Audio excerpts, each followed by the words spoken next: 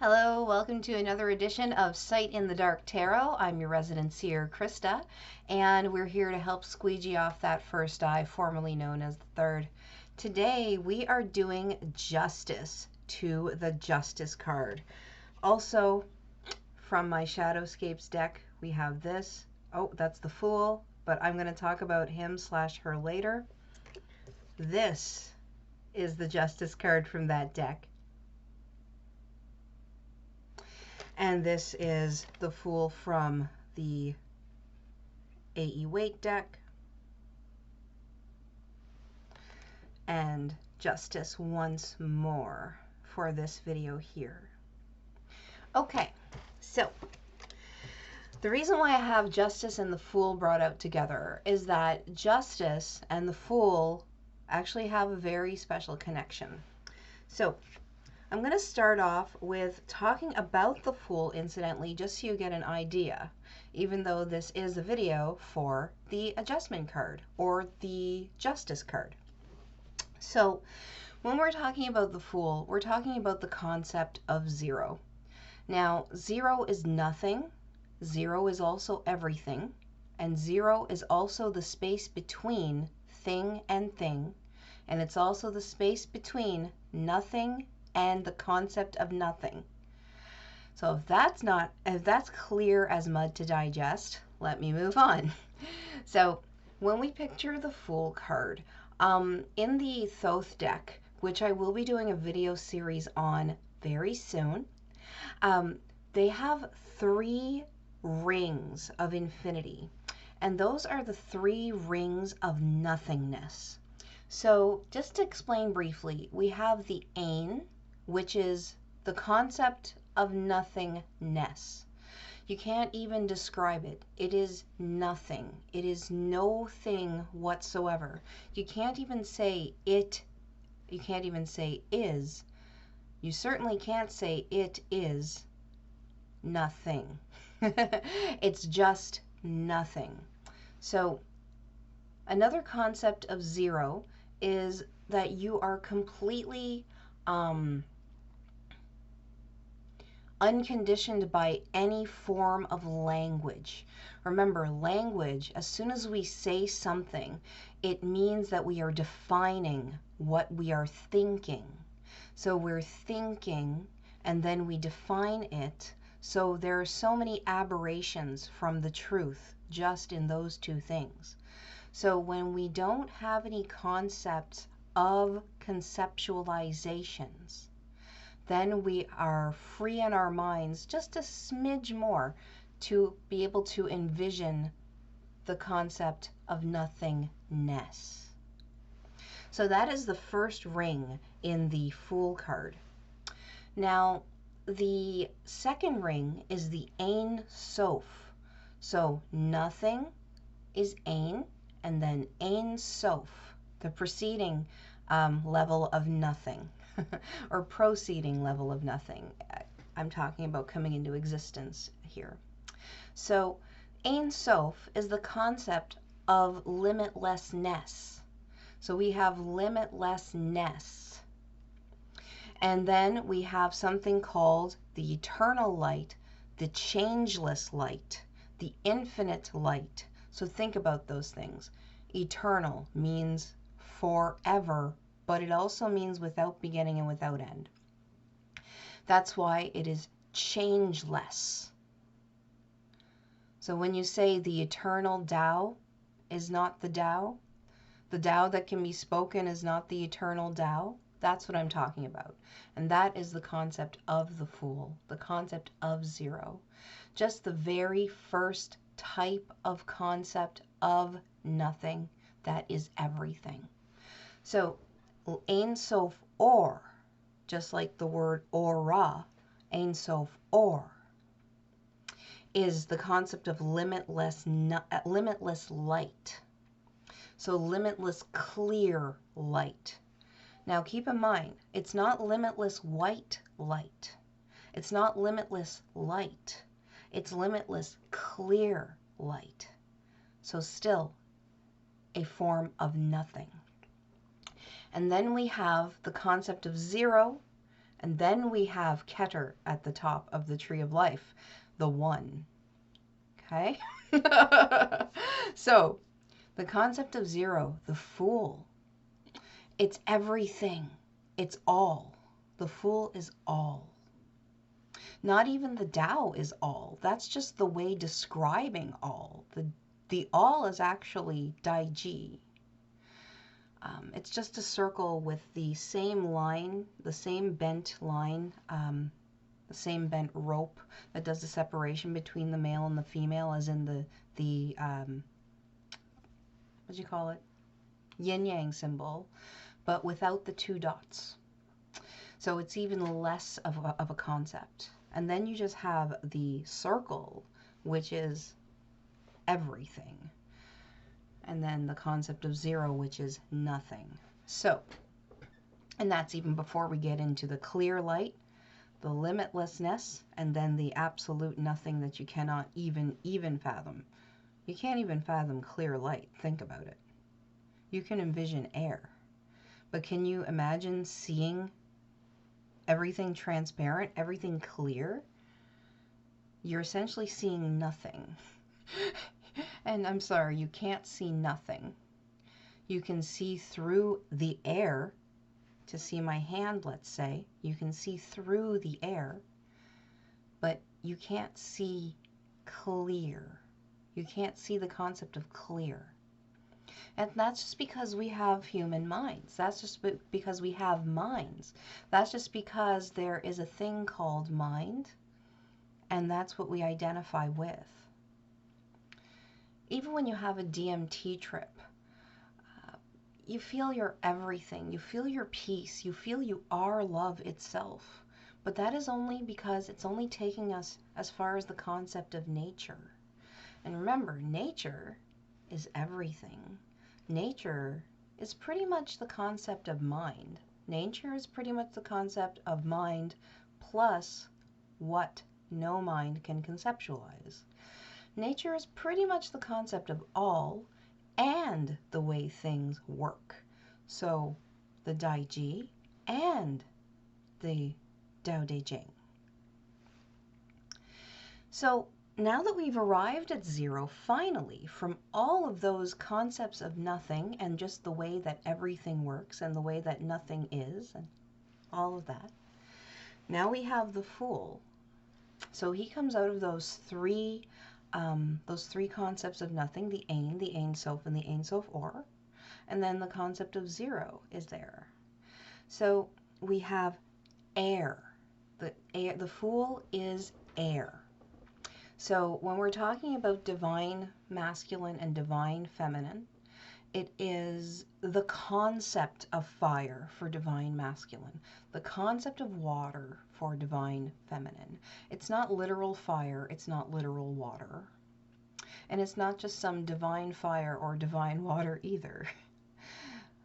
Now that you properly pictured that, which I'm not going to tell you how to do because you have to figure that one out for yourself. That's with your own sight in the dark. Now you can conceptualize those two coming together and making the concept of air.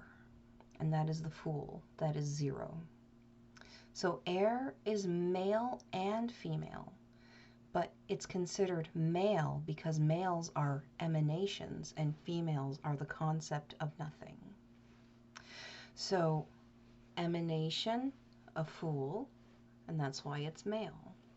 It's also the concept of zero and the concept of divine air.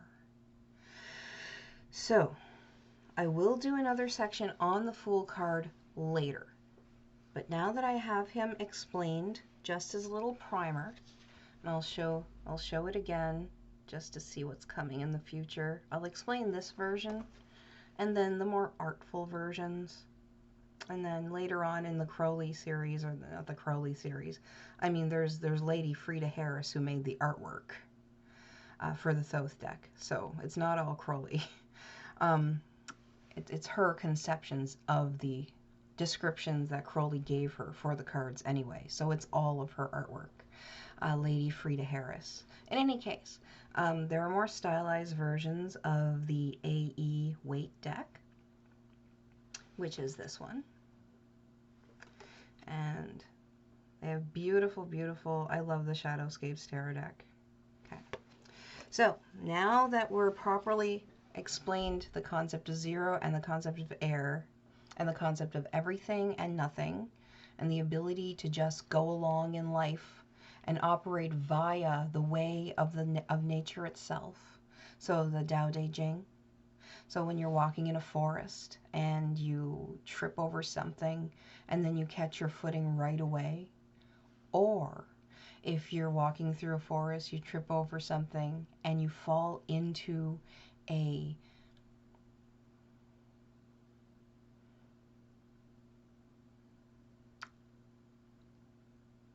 I was going to say a nest of ants. That's not really a fun thing to do, but let's say you fall into a nest of ants or a little fairy ring of mushrooms and you discover a new food source or a new psychedelic mushroom source, or you do get bitten by those ants and then it makes you go elsewhere and then you meet a person who you're perfectly matched with, a business partner, a friend, a significant other, whatever they're going to turn into.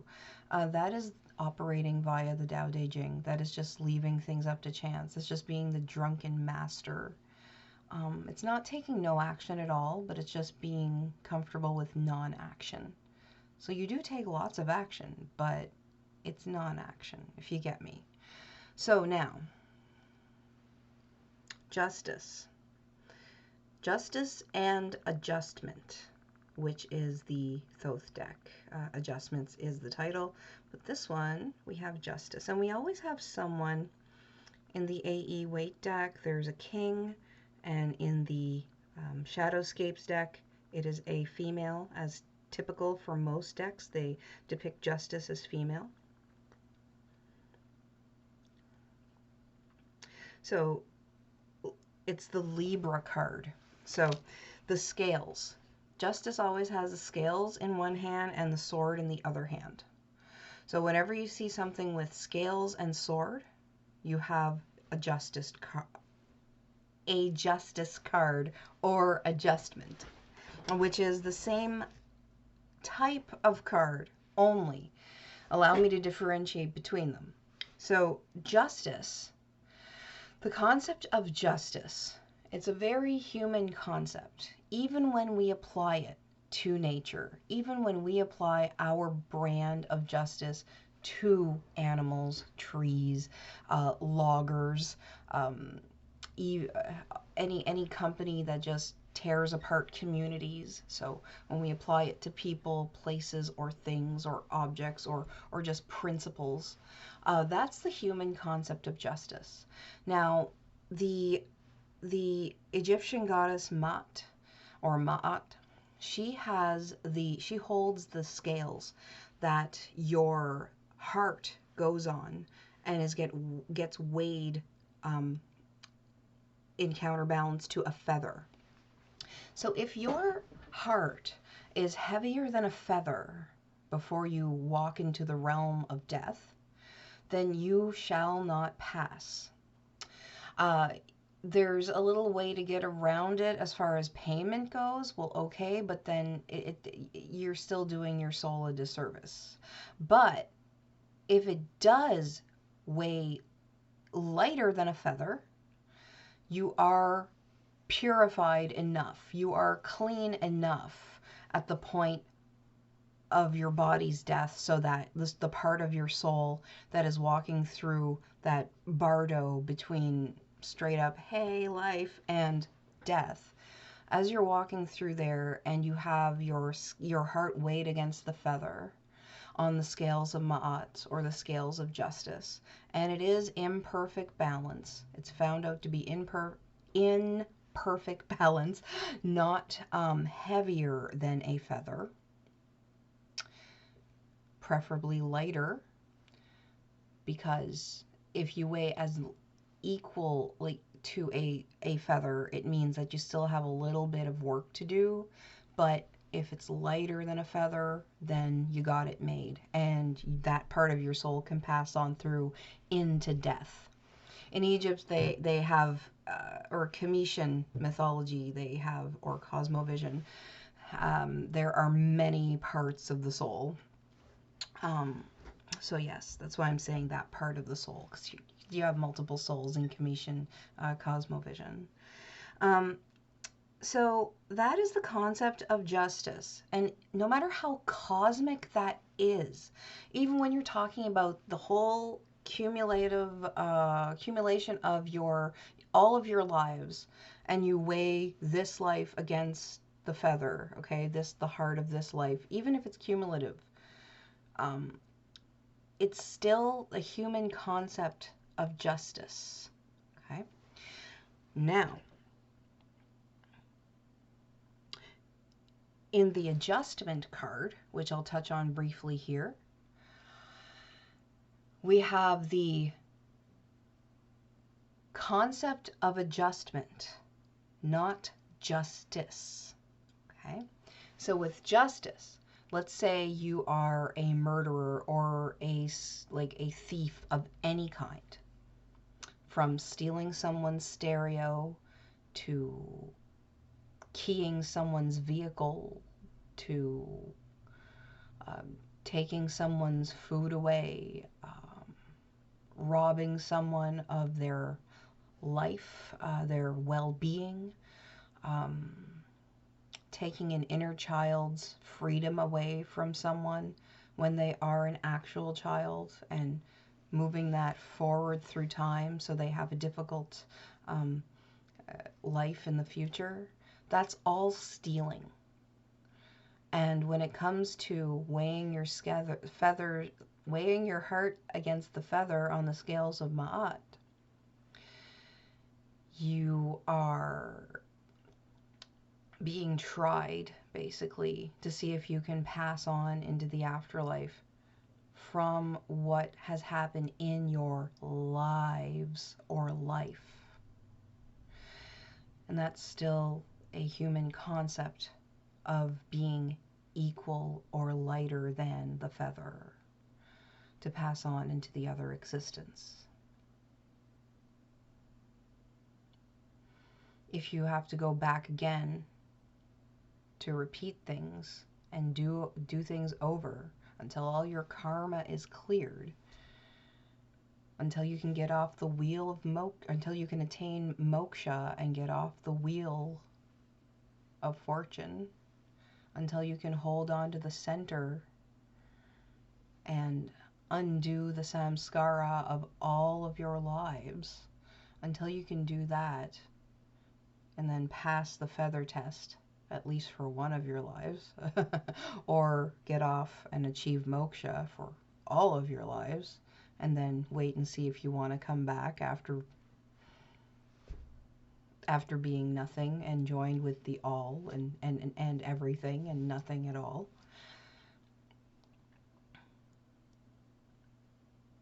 That's still a human concept of justice. I just want to make that clear. Now, adjustment is without that human brain's concept of justice, without the concept of fairness, okay, human style.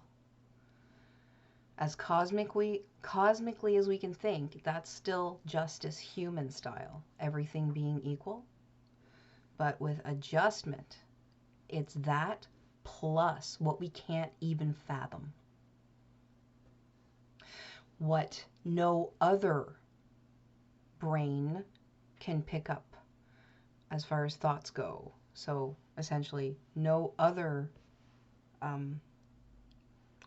receptive device with which an organism of any kind on any plane of existence can make sense of as far as thoughts go.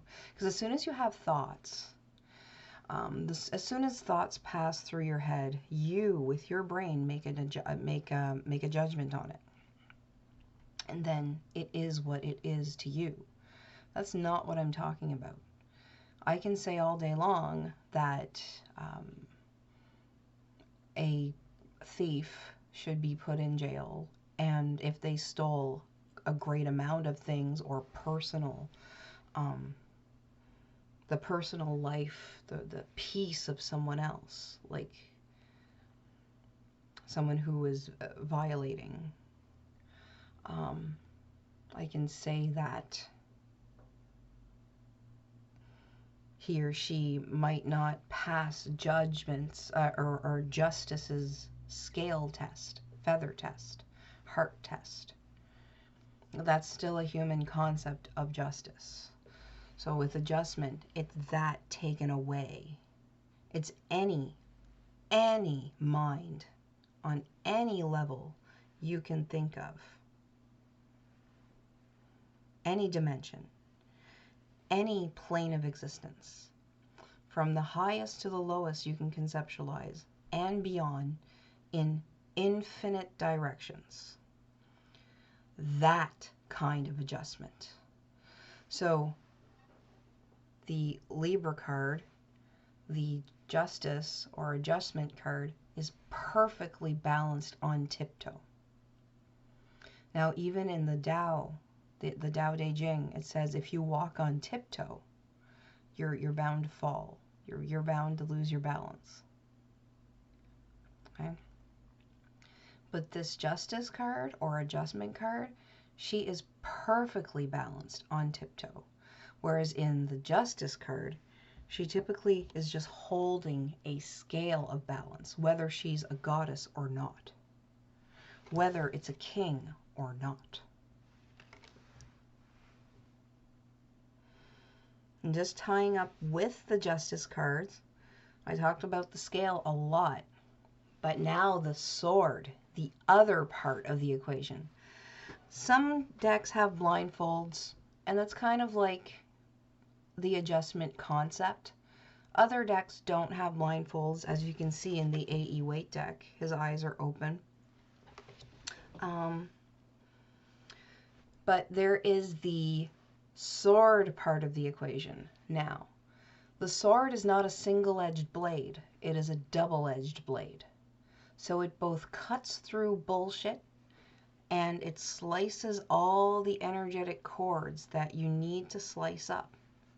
Okay, so human BS and cosmic ties.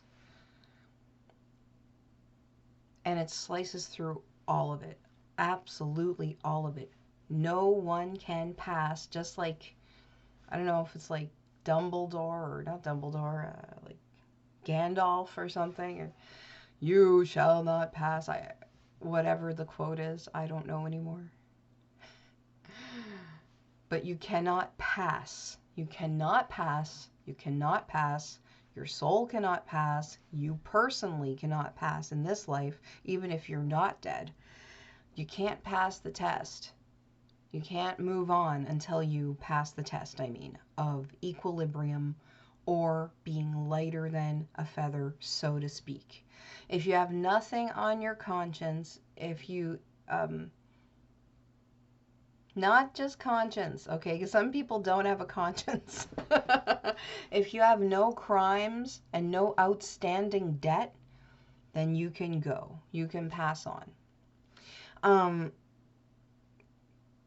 But the sword will be the truth. Okay, so the truth is there, not only to cut away those energetic ties, but to cut through the bullshit. Okay, your soul may or may not try to BS the judge, essentially. Trying to get past justice is an impossibility. You can only escape for so long if you do gross, dangerous, more black magic. And I'm not even talking about working with demons. That's not black magic. I mean, if you take more than what you have and you use that, other forms of energy, to boost yourself, either in this life or the next, or down your own future timeline, if you do that, that will all come up before the final rendition of your existence, and you will still have to pay that back. And even if you deviate or devolve the payment onto your ancestors or onto others or innocents or whatever, it's still going to all come out in the wash, and you will not be able to pass onto that next level, higher level, better level, lighter level, until all of that has been taken care of. So if you're like a bad guy like that, don't expect to have a facilitated zip through forever.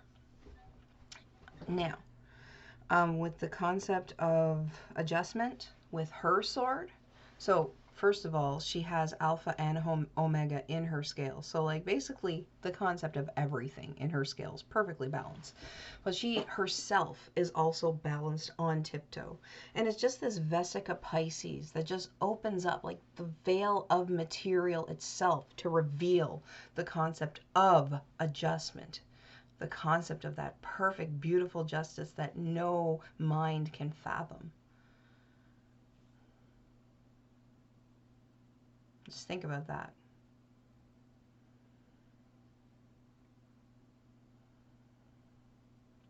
So the veil of material opens up and it reveals the concept of justice, the concept of adjustment, the way things work. It's almost like revealing the Tao. And that's how we get back to air. So we have that sword, which is the concept of air. The swords in decks like these, hermetic decks at least, and others, is the concept of air. So we have justice with a sword, because she is that concept, that more intellectual, intelligent, yes, but more thinking concept of air. And the fool is the fellow with no mind. He is no man. He is Nemo. He's the guy without a mind. So he's the concept of zero. So that's why I like to say, inspired by Lon Milo Duquette, of course, that adjustment, Libra, is the fool's girlfriend. And they match up. He just goes along, and the less of a mind he has, the easier his life is. Because he is that concept of air that just fills its own belly up and keeps going. Just like a bellows, just like in the Tao. The bellows uses more and more air, but it is never exhausted. It is self-fulfilling. It's the so of itself. The so of itself.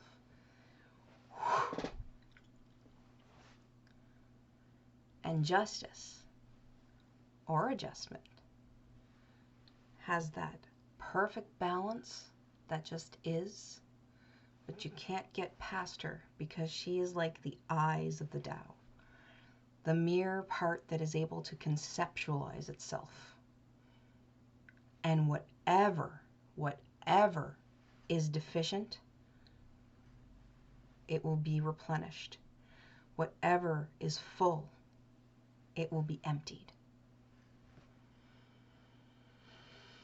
So with the discernment of the sword of justice, and she just works as if she has no mind as well, just cutting all that BS, cutting all those energetic ties, cutting all that is not, cutting all that is something until we get to zero. Yes. So that's the card of Libra.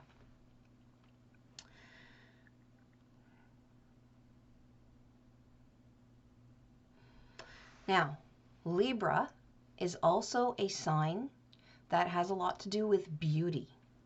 So the beauty of nature itself, the beauty of the person, the beauty, how their aesthetic choices. So again, Venus rules Libra. And any Venus rules sign, just like Taurus, has an appreciation for beauty. Venus, remember, is Aphrodite. Venus is Lucifer. Venus is the morning star and the evening star. Venus is that beautiful angel of art that just comes down and boom, it's beauty. Lucifer tells you how to illumine your life, and he sheds light into the corners. Aphrodite, Pandemos, is who rules Taurus, that aspect of Venus. But Aphrodite, Urania, the sky, the cosmos, Urania, Aphrodite, Urania, is that goddess who rules that aspect of Venus, who rules Libra. So we have beauty in Taurus, physical beauty, sensuality, beauty, beauty, beauty. Okay, a bit of aesthetics, but more so earthy beauty. Libra, airy beauty. So very cardinal sign, just begins things, can appreciate beauty, aesthetic, just has great aesthetics, great concepts of beauty, an appreciation for art. And Libras typically are artists in some fashion. If they have a heavier Taurus influence or Cancer influence, let's say, that Libra is going to be artistic with food. And if they have just straight up Libra or other signs like Scorpio, let's say, they will have an aesthetic that is killer. But they will be well dressed. At least they will have good quality clothes because they appreciate the beauty of sensual feeling clothes and quality. Quality, quality, quality. You'll never see, well, I mean, not never, but it's rare that you'd see a Libra person or a Libra moon person or a heavily influenced by a Libra person in tattered clothes. Even if they don't have the best aesthetic because they're influenced by other things like such as Taurus or such as maybe Gemini, maybe